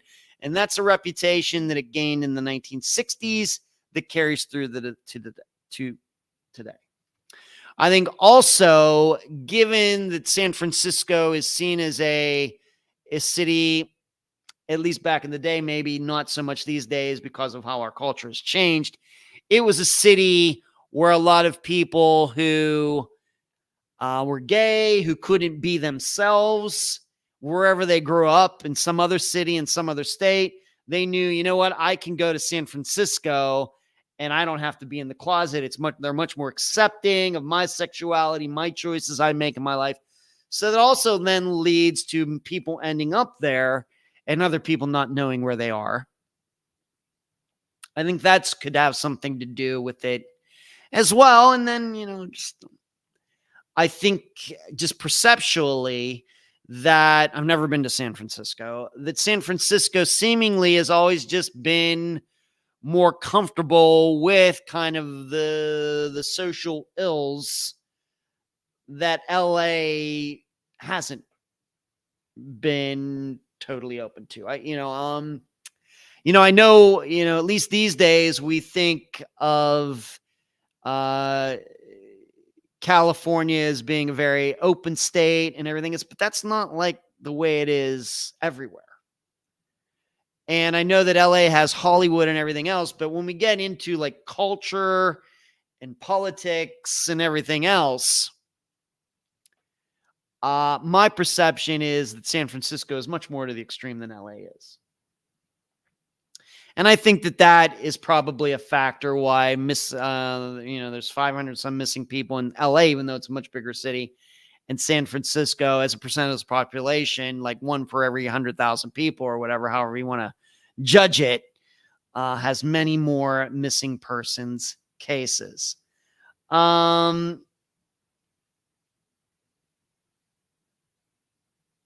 Let me see here. Hello, Valerie. What's going on? Good to see you, Valerie. Ed, you didn't talk to Angela Hamilton. Let me see. Let me check my phone. Let me see if she's in here. Anybody I talk to would end up in my contacts one way or the other, even if they didn't end up on the show, because I always save the numbers.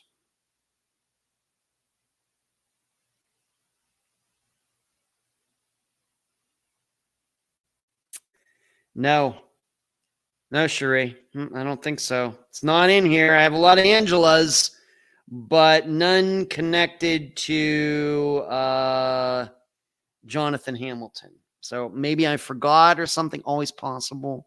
Doesn't look like it. Stephanie, do you think that the large amount of missing people could be correlated to the large homeless population, as in some of the missing people are actually homeless? That could be. But if you have almost 1,500 people unsolved missing persons cases, this certainly started well before they started having the issues that have been in the news for the last 5 years, Stephanie. Certainly open to that. It's certain percentage, but I wouldn't say a very high percentage. Because if you have 1,500 unsolved missing persons cases, that number started a long time ago, not just recently, my perception. Charlotte, Austin, Texas has a lot of disappearances too. Yeah, Austin, Texas, kind of the San Francisco of Texas. Hello, Charlene. What's going on from Ireland? Good to see you. The Winchester House in San Francisco. Yeah, I've heard of it. Former San Francisco resident, current South Carolina resident. Agree with your observations on differences. Also, a ton more drugs per capita in San Francisco. Yeah. So Rockford is living in both places. I've only been to LA, and Rockford's backing up on what I'm saying here. Thank you for backing me up. I guess I'm not totally crazy. So San Francisco. I just know from the disappearances that we featured here on Unfound that, yeah, SFPD, not the greatest police department in trying to figure out missing persons cases, even to the point that their investigators are getting sued and petitions to get them fired and everything else. So there's that. So also San Francisco is truly urban, whereas most of LA is spread out. This creates a very different scene. Yeah. Yeah, I guess when you talk about LA, there's no there. It really doesn't have a downtown in LA. All right, I want to get to these questions now. Charlotte. Ed, I have a question for tonight. I don't know if you've been asked it before. Do you think that the footage from outside cameras at houses or businesses or neighborhoods or even indoor cameras are looked at in disappearances by law enforcement as much as it should be? Thanks. They get talked about. I suppose I run, I do a lot of missing persons news reading every day. And I would say that once a week, there is an article about police finding like one of these, what do they call them? Ring cameras or something like that, or even just security cameras like that spotted Stephen Kocher pulling in and parking that day in Las Vegas. I think they do a decent job of this, Charlotte, if only for the reason that usually neighbors find out pretty quickly if one of the, a person down the street has gone missing. And these people, I think, I really, even though I'm a cynic, I think that people, if they find out about something like that and they do have a security camera or a ring camera or something like that, that they will go and check it. I don't know how many of them really need to be asked by police to do that, unless they just don't know. John Smith went missing down the street. They don't know. Police come knock on the door. And, hey, we see you have a camera outside. Does it record? Do you know that your neighbor John Smith went missing? And it very well may be the person doesn't even know. So, oh, yeah, sure. And I think people are very giving in that way. I think that sometimes a little too giving when they start making up stories. They want to be involved in in such things. They want to be involved a little too much. So I think that it's not perfect. I think it's done. Of course, the main problem is, Charlotte, is that a lot of these disappearances, you don't realize that these people are missing maybe for a few days. And that is certainly could be a factor in why maybe some videos don't get checked and things do get erased. And we also have to keep in mind that all these cameras that we see everywhere, some of them don't actually record anything. They're really just cameras. Maybe they don't work at all, and they're just there to scare people, to make people think that they're being watched. Of course, that's like the cheap way to do it. Or if the cameras do work, they're like traffic cameras in which you just have somebody sitting in a location somewhere watching multiple screens at one time, but nothing's being recorded. So that's not going to, of course, help in a disappearance unless somebody is just happened to look at a screen at a particular time and sees somebody who went missing just walking off, which I guess maybe has happened a couple times. So I think that I'm fairly positive regarding this, but what I would say to all the homeowners out there and businesses that, be aware of what's going on in your community. And if you do hear about somebody going missing, don't wait for the police to show up. Don't do that. Just do this yourself. If you go and check and you don't have anything, then you know. But you may find something. You may see something. Even if it's not even the missing person, maybe it's a strange car going down your street at 3 a.m. that shouldn't be there. Something like that. I would just say that people need to be more aware and they need to be more proactive. Let's not just put all of this, on the police to do this. People are, these are all adults in these homes. So that's what I would say to your question. Do things get missed? Yes, but people aren't perfect. People aren't perfect. All right, I'll now go to Glenn's question. Glenn asks, what do you think the main reasons are that certain families do not want to talk to Unfound, even in high-profile cases? Are there certain key cases that you would like to present, but no one has responded? I just talked about Sean Seedy. I would certainly, Glenn, like to get to the point where I cover all 5 of those disappearances that other people have, kind of connected all together. Christian Hughes, Jackson Miller, Cameron Remmer, Sean Seedy, and Sean Dickerson, all of them, those 5 together. We, of course, have featured 3 of them. Very happy about that. And I have spoken to Christian Hughes' mom. Maybe I need to get back in touch with her. But Sean Seedy, to my perception, it's the highest profile of all of them, but his family has never responded to me. I don't know why. It seems like local reporters can reach, but they very well may be just going up to their door, knocking on it or something. I don't know. But I've gotten emails. I've had phone numbers because these people know each other. These Cameron Remmer's mother and Jackson Miller's mother and Sean Dickerson's parents, they all these people know each other. And they've given me numbers. They've given me emails to Sean Seedy's family. Never get back to me. What is it? I don't know. So are there certain key cases? It's interesting you're asking me this, Glenn, because this Friday is one of those types of disappearances, which I'll get to in about 12 minutes. As for the main reasons that certain families don't want to talk to me, I don't take it personal. The only times I take it personal is when they agree to talk to me and we have a schedule to talk and they don't keep the appointment and they no call, no show me and I never hear from them again. That's when I take it personal. Or It's even gotten to the point where I talk to a family or a family member once, twice, and then we have a schedule. I go through all the entire interview outline and we schedule everything. And then I get the no call, no show. That also happens. That happens way more than any of you will ever know. And I take that personal. I'm sure they don't do that to their local news. Why does that happen? Why do those particular situations happen? I think because they think that they're just going to get to go on this podcast and say anything. And when they see the outline, and of course, it's just all topics about the disappearance.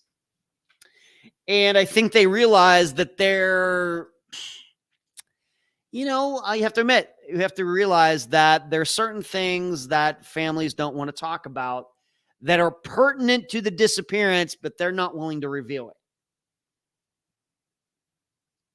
This is something I've had to learn the hard way. And I guess I'm still learning it, being that, still get stood up. And in fact, just within the last month between me, myself, and my assistant, Emily, she had a real great conversation with, was it the daughter of a missing older man somewhere? Of course, I'm not going to say the name.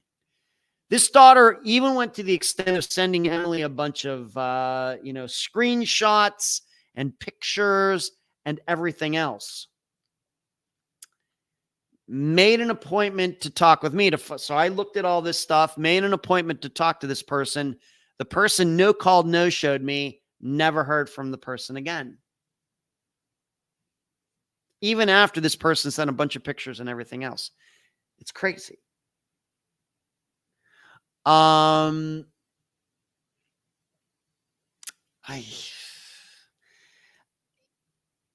Like I said, one of the things I think I feel bad for all these families, but I also think sometimes that these families are afraid they're going to get caught in lies.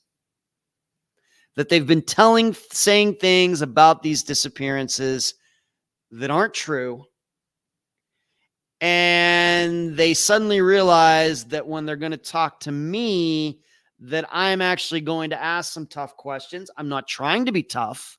I'm not trying to put them on the spot, but they aren't going to get to give the canned answers that they've been giving for maybe the last 20 years. And that worries them. And also, I think that there are families, when they end up talking to me, that they certainly get the idea that I'm not buying the crap that they're giving me. That happens quite a bit too. This comes back to, like I was talking last couple weeks, these Midwest people. I have nothing against Midwest people, love them, but I get all these crazy stories about the sheriff in league with these drug dealers, and they covered this up and everything else. And then when these people, you talk to these people, and I eventually just have to say to them, you don't expect me to believe that, do you? I mean, I've said that. I have said that. I realize it's horrible. These are people that have gone through very painful things in their lives, but these are the kind of conversations I have off the record. That when they start telling me these things, and I get to the point where I'm asking, if it's really that bad there, why does anybody live there? It's corrupt this and it's corrupt that. And I've had 4 generations. I've grown up here. My kids are, if it's that bad, I've asked people, if it's that bad, why do you live there? I would leave. Why are you still there? If that's true, I'm not saying it's not true. You're the one who lives there. You're the one telling me these stories. You continue to live there, but you're making it sound like it's hell on earth. Why do you still live there? See, this is what, maybe all you women are now seeing why I'm still single, because this is how my brain works. At some point, I just think they're just saying stuff. And I can't do that. I can't do that. I can't do that. I'm certainly willing to talk about police corruption, as we did like with Robin Abrams. as an example. We went as deep as anybody has ever gone on her disappearance regarding Will County in Illinois. As deep as any TV show, YouTube channel, anything has gone on that. I have no problem with that. But you got to give me something. You got to give me just more than your suspicions and everything else. So I think this is a reason that some families, they check me out. I, of course, urge anybody to check me out before they talk to me. And they think, oh, I see. That guy is going to want to talk to us and he's going to ask this, and that's just a little too much because as I've discovered, a lot of these people, they get into a habit, sound bites like a politician, or like a professional athlete. They just have these canned answers that they give in every interview and they get away with it. And the reason they can get away with it is because that's all those reporters are looking for is a soundbite, something that they can play for like 10 seconds. And that's the reason these podcasts, other podcasts out there, hour long. I don't do sound bites. I do conversations. Now, on the other hand, as you've probably learned, there are a lot of people, of course, who do want to talk to me and can't wait to talk to me and can't wait to come on because I do things that way. Because on the opposite end, they're tired of being soundbited. They're tired of being interviewed for 2 hours and then a reporter only using 2 minutes. And so those are those people out there as well. So what do you think the main reasons are that families don't want to talk to me? That I think those are some of them. I also think that a lot of these families have had poor experiences with media in general. You know me, I'm very critical of media, all media. And I just think a lot of these families have not been treated very well by reporters. Too many reporters go into this having an agenda. And too many making promises, once again, going back to interviewing a family for an hour, and these families says all these things, and then they turn on the local news and it's 30 seconds. That's going to sour people after a while. And I don't know, many of them aren't going to be able to see the difference. They just kind of put, just put us all in the same category. So a lot of different reasons. And, Glenn, going back to you want to do something. This is also a factor. You start looking at Facebook pages for disappearances and see how many disappearances that are still unsolved. The Facebook page still exists, but there's been no entries, no comments, nothing on it for years. We shouldn't think because we have 100 unsolved disappearances in the United States that there are 100,000 Facebook pages that are getting updated like weekly. In fact, that's not the situation at all.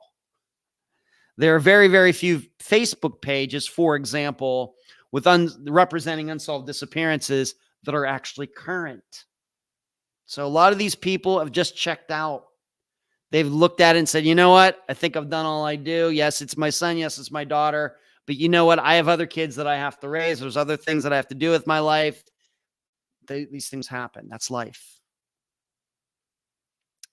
So, Glenn, I think that's the reason that sometimes we have problems reaching out to people and people standing us up and everything else. The only part of it I take personally is when people say they're going to talk to me and don't. That really ticks me off. As far as high profile, certain cases you would like to present, but no one has responded. Probably I can't name any off the top of my head. I mean, we've done Brian Schaefer, Maura Murray, these high profile ones.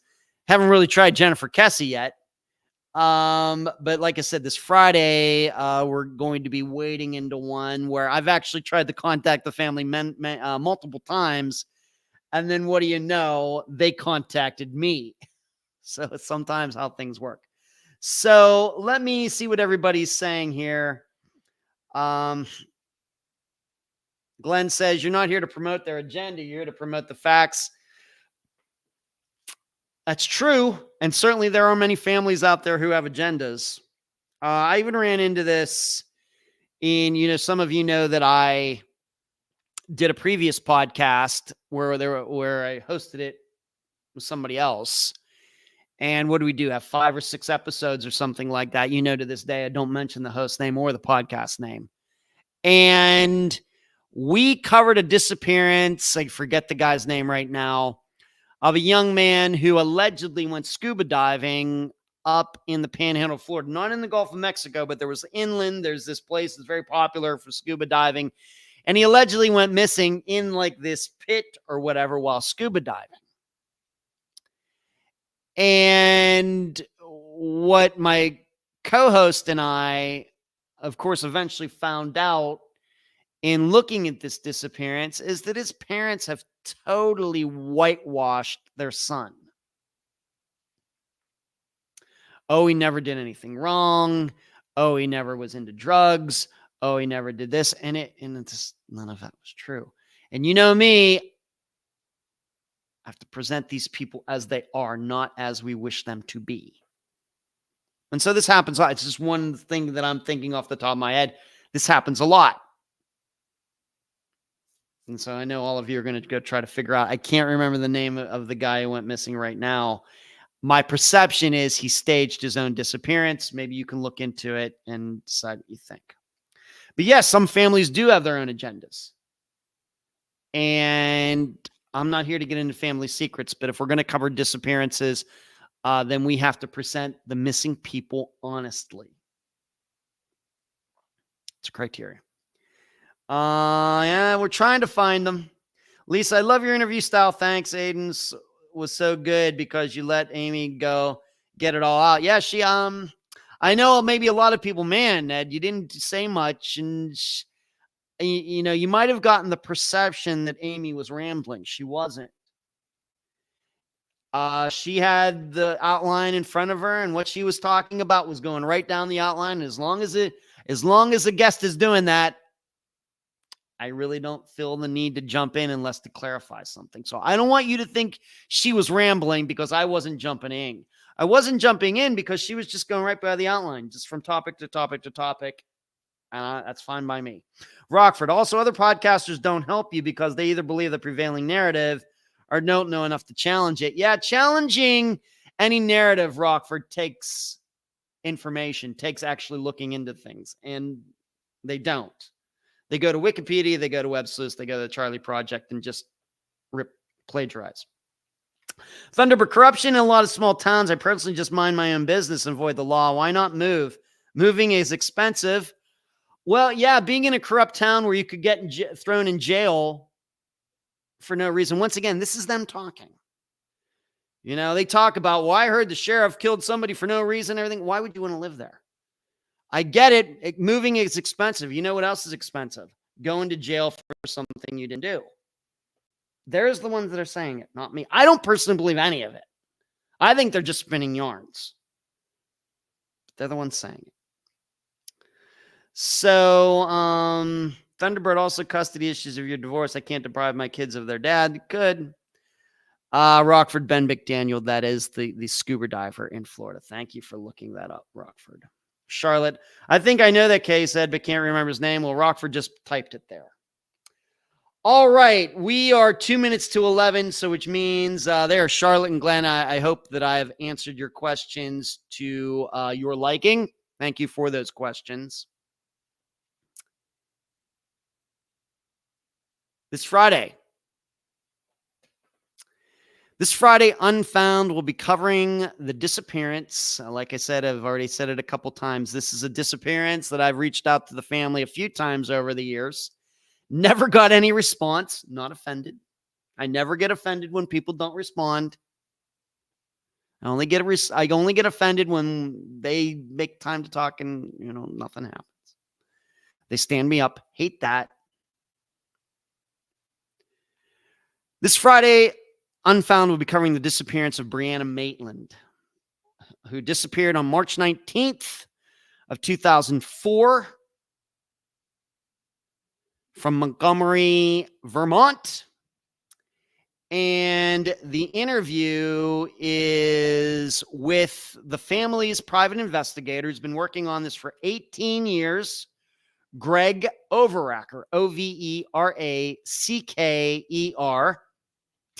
And he has a book that he's written. In fact, it's right here. Here's the book. We'll be talking about it on Friday. Can we get it in the picture? It's all blurred out, unfortunately. But you will see, maybe you can tell that you can see the orange lines. I actually read the entire thing, highlighting it to prepare for the interview that I did with him. The interview went for about 2 hours and 20 minutes. And Brianna's disappearance, very well known. I don't know if it's well known as Mara Murray's, but it's up there. I think it's mainly known because of the picture that's on the front of the book with her car. Like I said, because of the blurriness, you can't necessarily see it, but her car being backed up into this abandoned house. I think that anybody who knows her disappearance knows all about that. And of course, we talk about that. So I did this interview last week. Greg has his own ideas that I allow him to express toward the end of the interview. And even though he and I differ on the conclusions regarding Brianna's disappearance, the interview is very straightforward, like any other. And just like any other episode, I will not be airing my particular theories publicly. All right, this is Greg's chance to talk about Brianna, what he's learned dealing with the family for 18 years, what he's found, the other people who have been working on it. This is his opportunity to talk about that. And so that's what I do. So this Friday, of course, I've already picked out the title for this episode, and it's Never Say Never. And it does have somewhat to do with, I really thought this was a disappearance that might never be featured on Unfound because I had reached out to the family multiple times and got no response. But here we are. So never say never. And I'll have some more reasons. I'll, of course, in the beginning, explain that a little more. Lisa says, stop by to say I love your channel. Well, Lisa, thank you very much for stopping by. Yeah, Hazel, Brianna. Yes, the car photo, Lisa says, Rockford the Tank will be rocking on Sunday. Yeah, the Think Tank, patreon.com/Unfound podcast. And Ed, thank you. I look forward to Mondays because of you and this amazing group in the chat. My kids know that Monday nights, mom has to let her Unfound. She cannot be bothered. That's very good, Lisa. All right. So that's what we're doing Friday. And that ends this live show for May 13th, 2024. Once again, we had an extraordinary number of viewers tonight. And I thank you all for showing up. And I hope you enjoyed it. I think we had some first-time viewers here tonight. I hope you enjoyed it. We do this every Monday for 2 hours. I bring true crime news to all of you. And we all talk about it in the chat. That's all I got. Thank you. Of course, Greg did video on Zoom interviews, so you'll get to see him and me talking on Friday if you want to watch that on YouTube. Otherwise, of course, audio on iTunes, Spotify, everywhere else. Thank you so much. Sheree, thank you for moderating tonight. I don't know about the Jonathan Hamilton situation. Well, you and I will have to talk about that. Charlie, say hi to the kids for me.